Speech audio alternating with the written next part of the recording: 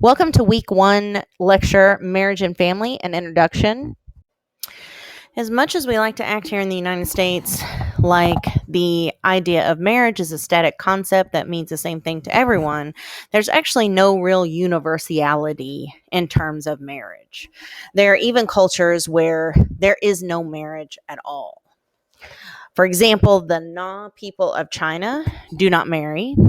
Your relationship with your siblings takes precedence over all other relationships in your life. Children are the product of casual romantic encounters, but they are raised with you and your siblings. Many African and Native American societies recognized male-male marriages. Some ancient West African and Native American societies acknowledged female-female marriages. Historically, we have situations in lots of cultures where we have multiple wives. Matter of fact, women in Botswana had a saying, without co-wives, a woman's work is never done. So the concept of how many spouses is not static or universal. How marriage works in general is just not a universal concept. The single commonality among marriage across cultures is this: it is the only way to get in-laws. Stephanie Coontz, whose name you see on the screen here, who wrote a book called Marriage: A History, she points out that this is the only commonality. She also says this: today, individuals want marriages to meet most of our needs for intimacy and affection, and all of their needs for sex. Never before in history had societies thought that such a set of high expectations about marriage was either realistic or desirable. And we'll return to that idea in a moment.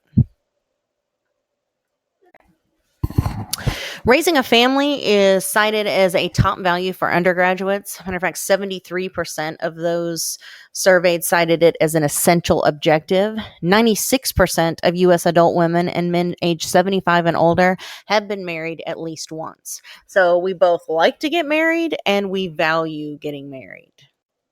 So when we're talking about marriage, what exactly are we talking about? Well, marriage is a legal contract between the couple and the state that regulates economic and sexual relationships. So I want to think about that for just a second. It's a legal contract. It's the only legal contract where the two people involved don't set the terms. The couple is in a contract with the state, not the individuals with one another. It is a legal contract that encourages sexual fidelity, and it is the only sanctioned site of sexual expression. Because it's a legal contract, it gives more power to the government and its control over the couple itself. It means that both parties jointly own all property together, and they share in the estate of the other person. Now, if you're married and your spouse dies and they don't have a will, you de facto become the estate, or at least share in it.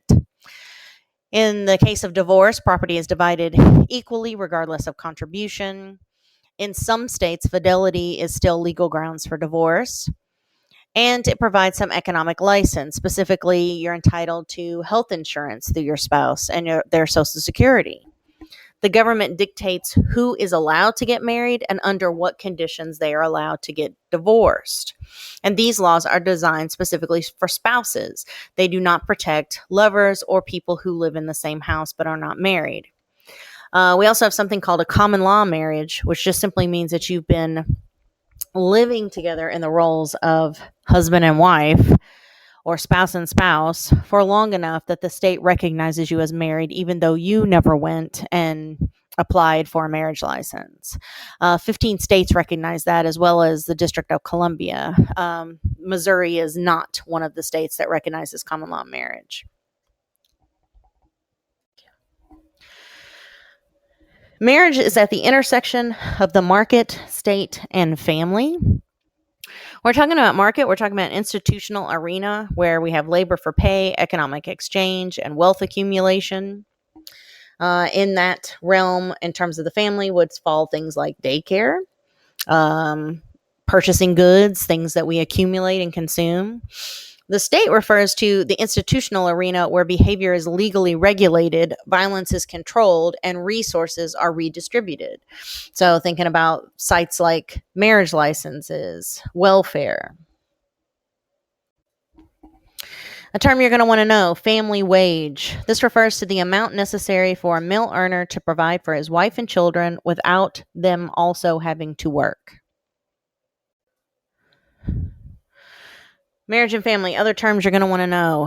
Exogamy. This refers to marrying outside of your group. This is a cultural norm, but it's so strongly held that you just don't think about it. And then you have endogamy, which is the custom of marrying only within the limits of your local community, clan, or tribe. This is a cultural norm that means you reject others as unsuitable for marriage or other close personal relationships. We have patterns of descent in families. One of them is bilineal or bilateral, which just means that we trace lineage on both your mother and father's side. That's a pattern for the culture here in the United States. We have patrilineal, meaning you're traced only on your father's side, and matrilineal, traced only on your mother's side. Another term you're going to want to know, patriarchy. This is a term you probably heard in other classes. I will say that sometimes the way people explain it is not the most awesome. I'm going to try to explain it more awesomely than other people do. Patriarchy most simply refers to a social system where males hold primary power. And when we're talking about power, we're talking about you have more males in roles of political leadership, moral authority, social privilege, and control of property. Okay, so when we take a look at the United States, most of our political leaders are, in fact, male, and most of our moral leaders, so that'd be like leaders of the church, for example, are male. Not all of them, but most of them. When we're talking about the family and looking at patriarchy, we're looking at the way fathers and father figures hold authority over women and children. Now, again, is that universal across the United States? No, it is not. There are lots of households that at least strive to be egalitarian. But it is still a pattern that we see. And it was the dominant pattern we saw for a long time. Typically, property and title are inherited by the male lineage. Again, that's not 100%. Like in my family, there aren't any sons. So, obviously, property and title will be transferred to me. There really aren't any other choices. But in some families, that's still a norm. There are restrictions on women's reproductive capacity. If you doubt that, take a look at your Facebook feed, take a look at the news. You'll very quickly see that we have lots of restrictions on women's reproductive capacity, and we have our government trying to impose more restrictions on women's reproductive capacity as well. The anthropological evidence suggests that our prehistoric societies, those hunter-gatherer societies, were actually relatively egalitarian.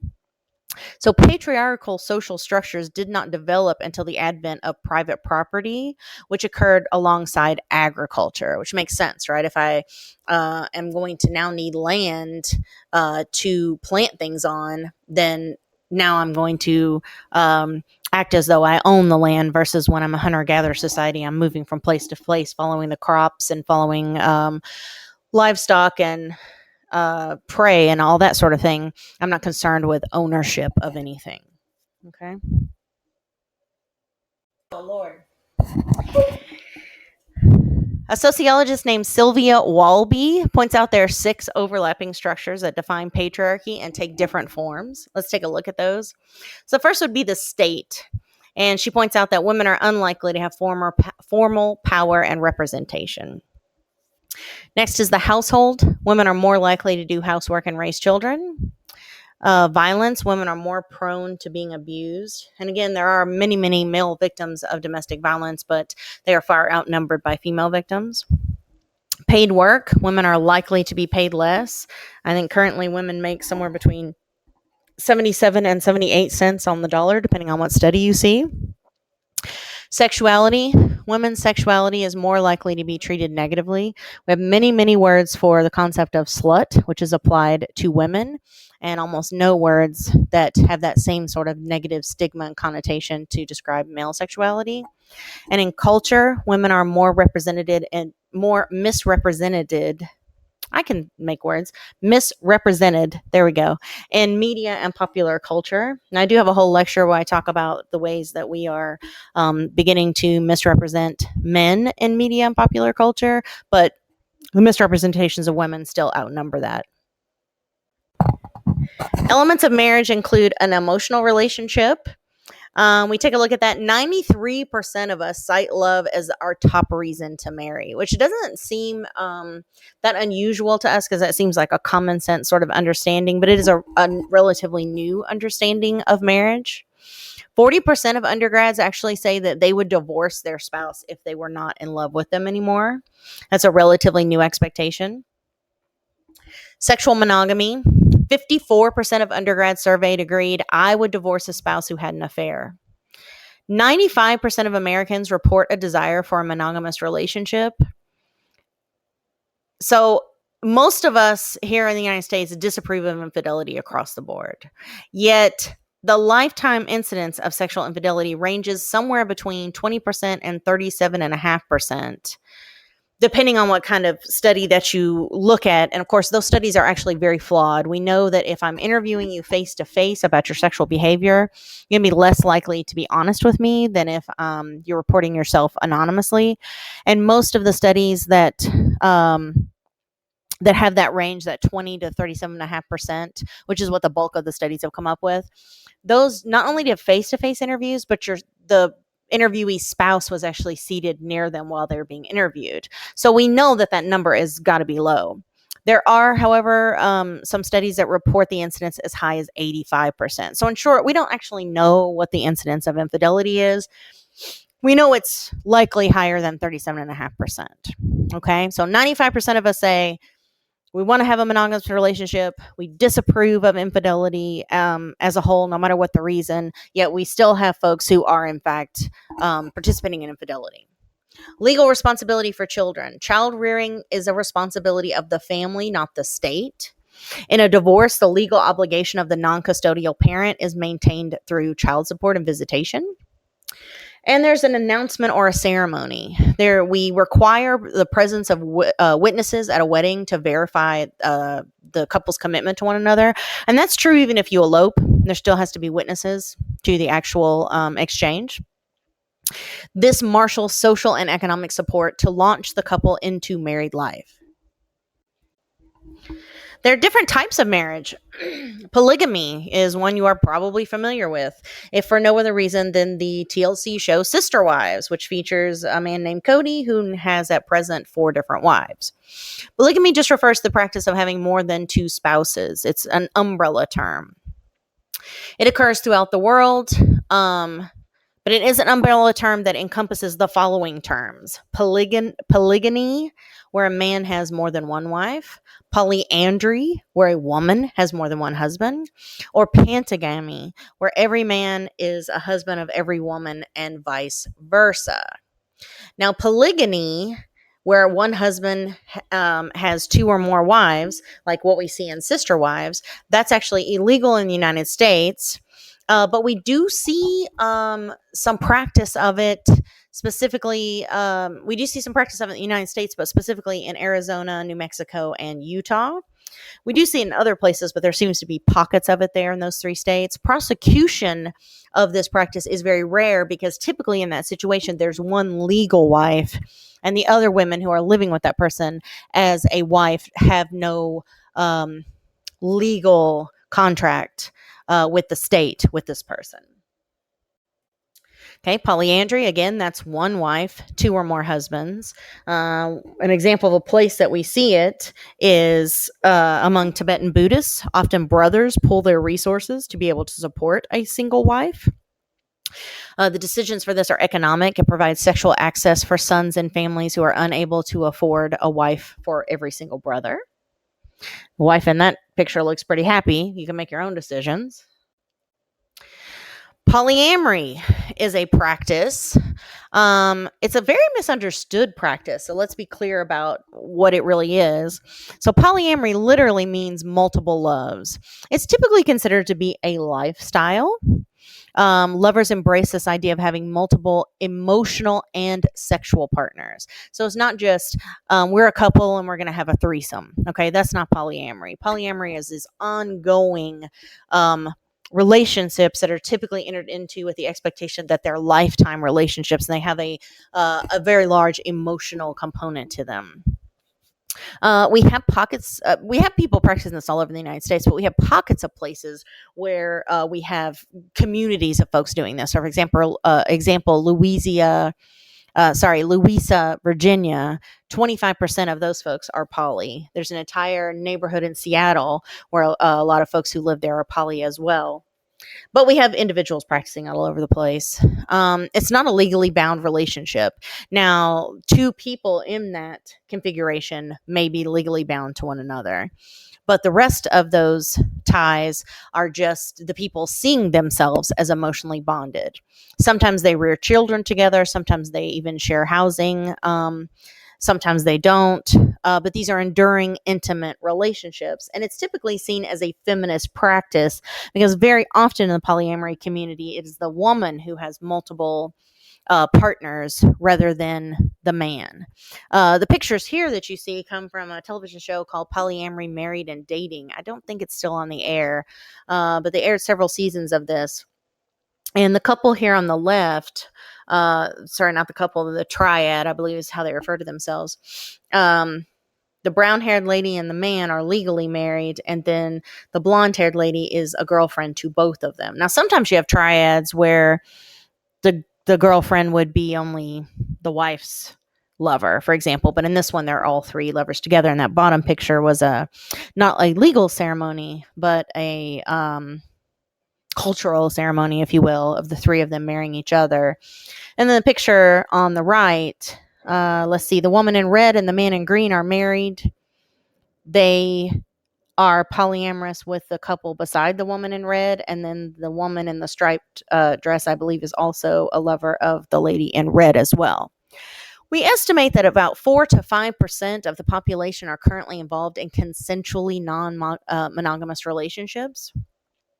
Polys tend to be white. They tend to be well educated. They tend to be middle class or higher.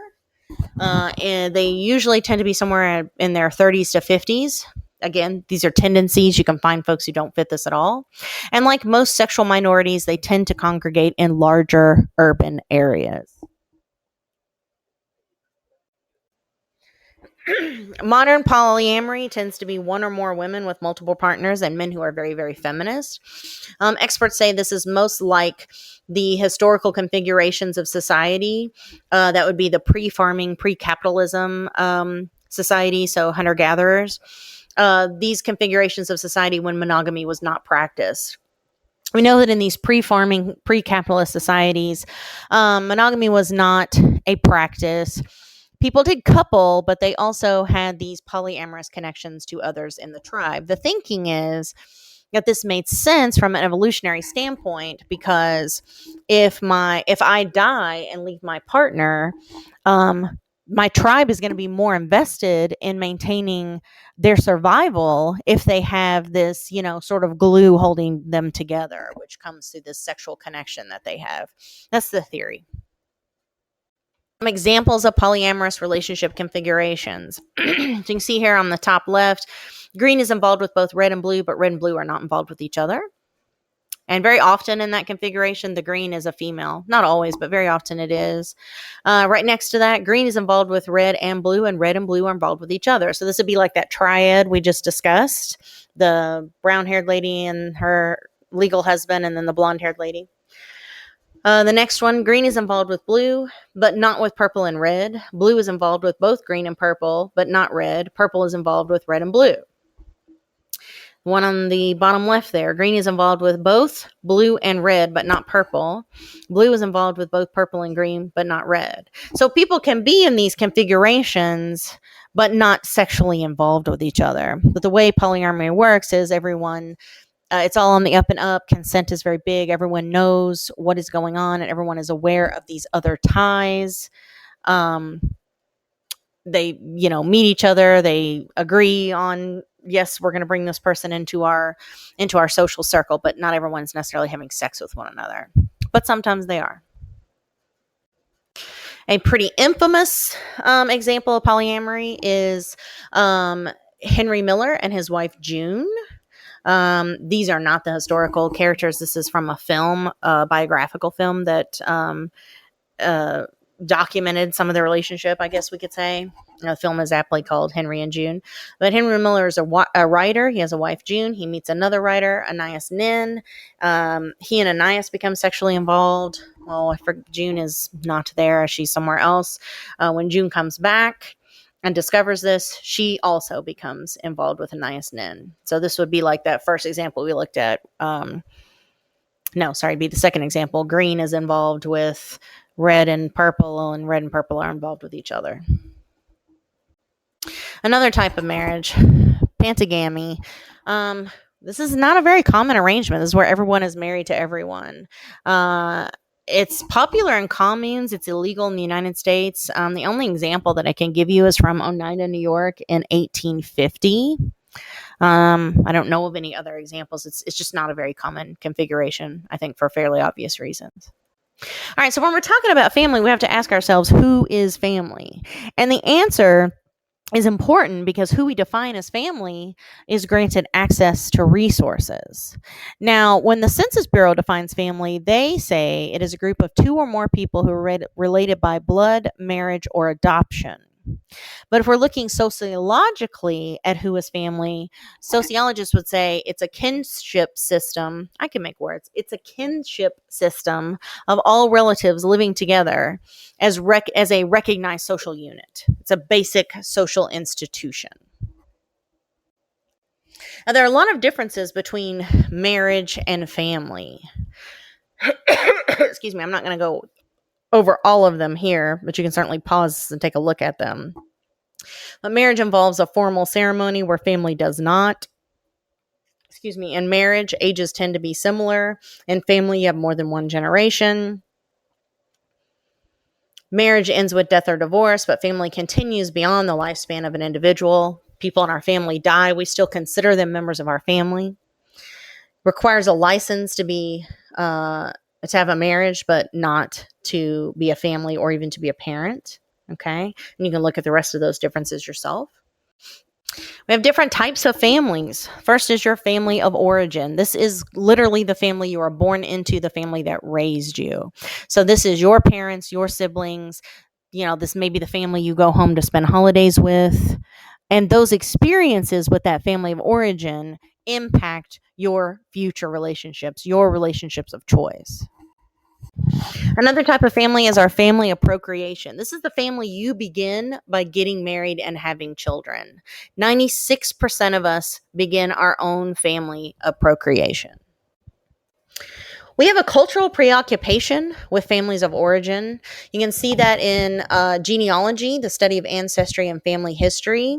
A lot of your parents may participate in that. You yourself may participate in the study of genealogy. You see all those ads on television from Ancestry.com that'll run your DNA and help you find all this. It gives us this feeling of connection culturally, and this is something that we value.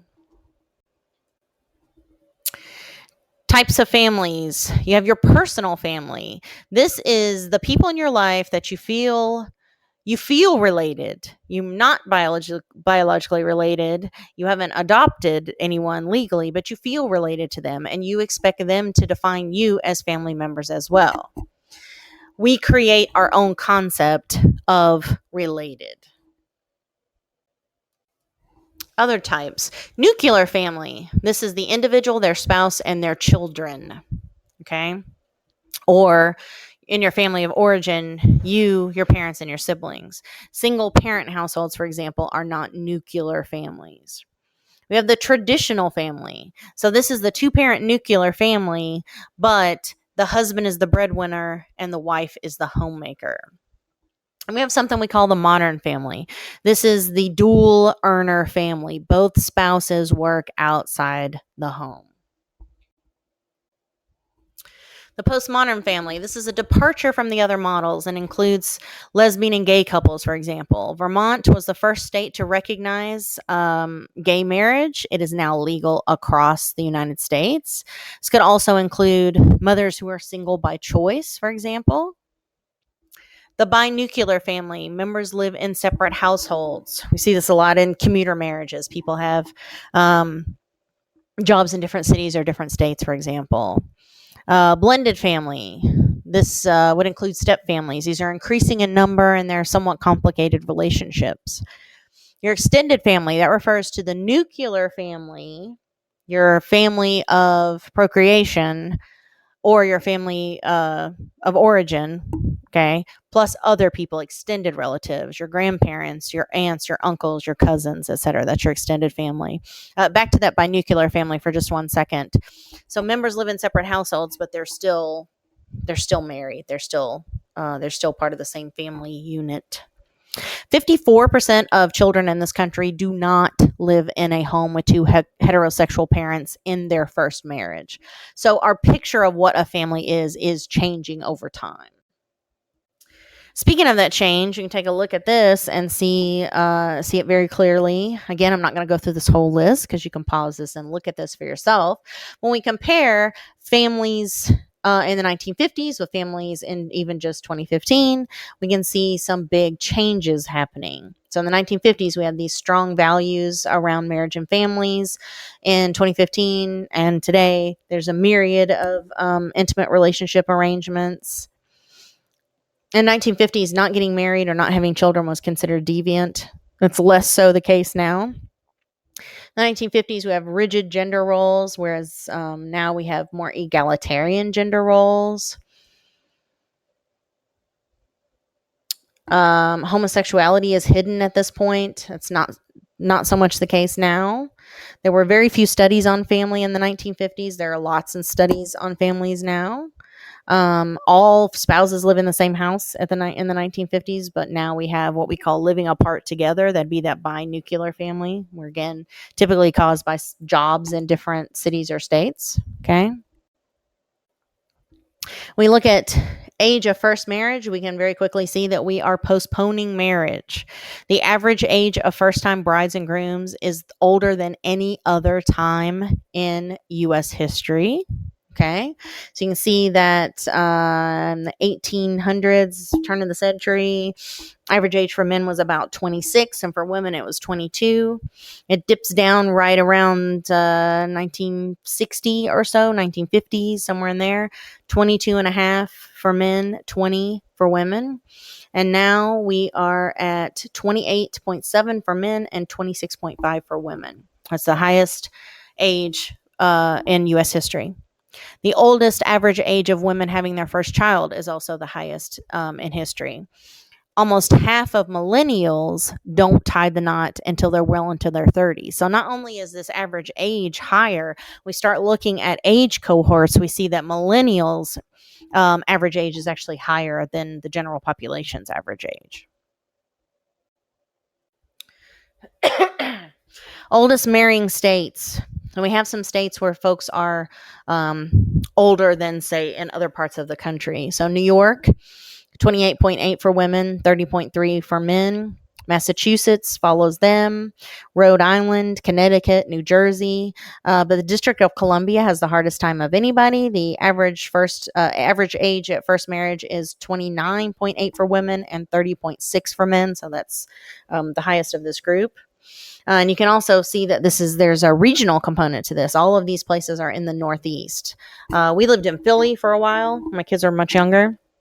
And I remember being at some social gathering and something, my oldest son, who's X age, whatever age he was at the time. And this woman looking at me like I had two heads and saying like, you're way too young to have a kid that age. And of course I think she's flattering me like, oh, you look so young, right? So I'm like, oh, you're my new best friend. She says, and I tell her how old I am. And she says, no, you are too young to have a child that age. So even though I had graduated college and gotten married and everything before I was like almost 23 when my first child arrived. In her cultural lens, that was way too young to be having a child. So our ideas about what's too old, what's old enough, what's too young, etc., all that is regional, even here within the United States. Youngest marrying states. Utah, median age is 23 and a half for women and 25.6 for men. They're followed by Utah, Wyoming, Arkansas, and Oklahoma. Wyoming is actually the oldest on the list there. So really it would be Wyoming, and then Arkansas and Oklahoma tied. Idaho, and then Utah. So actually I don't have these in chronological order, but that's okay. But you can also see there's a regional component to that as well. All of these are centered in sort of the center of the country, the mid part of the country. And if you're curious about Missouri, they actually don't break it down by women and men. So the average age across the state is 25.6. We look at childlessness. So percents of women between the age of 40 to 44 who are childless. And again, why would they choose that age group? Because probably if you don't have children by that point, you're likely to not have children. Not 100% of the time, but more likely. Excuse me. And we can see that the percentage of women between that age group was at its height right around 2016. It's dipping down a little bit now. We're looking at families without children. 29% of folks who are married do not have children.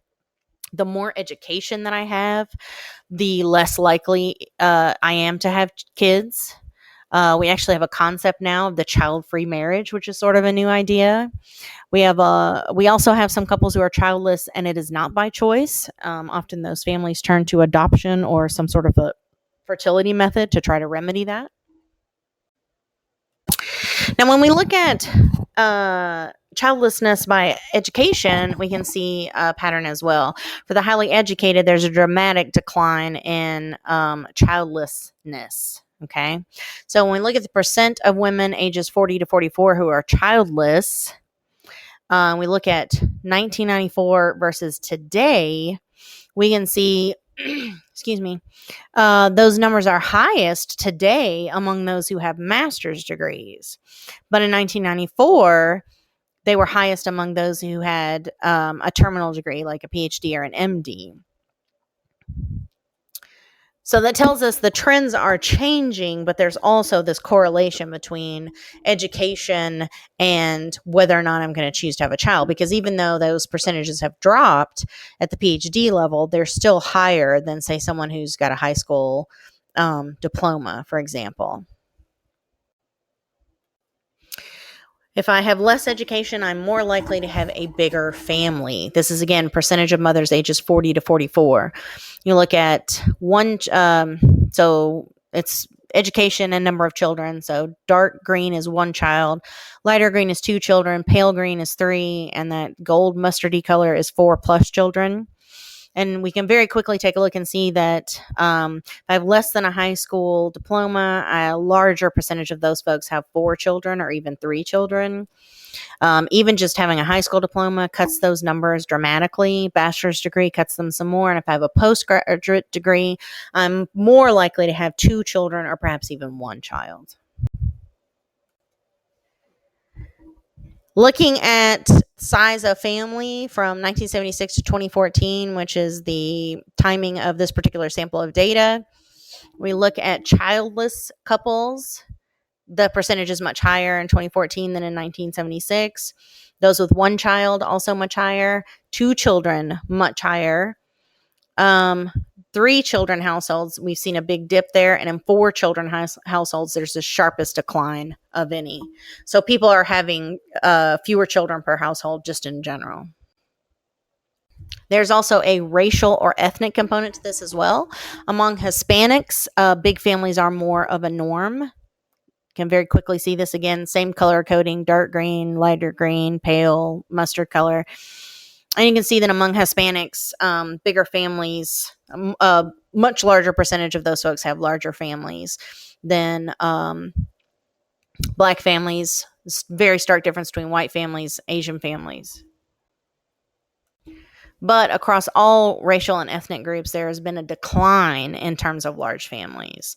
So we're looking at the darkest green is 1988, the lighter is 1994, and the grayish color is 2014. We look at Hispanics, Black, white, or Asian families, which notice we don't have data for Asian families in 1988. We apparently weren't collecting that at that point. Or maybe there wasn't enough to comprise a sample for that year. Anyway, we don't have that data. And we can see that there's a huge dip in these large families across racial categories between 1988 and now.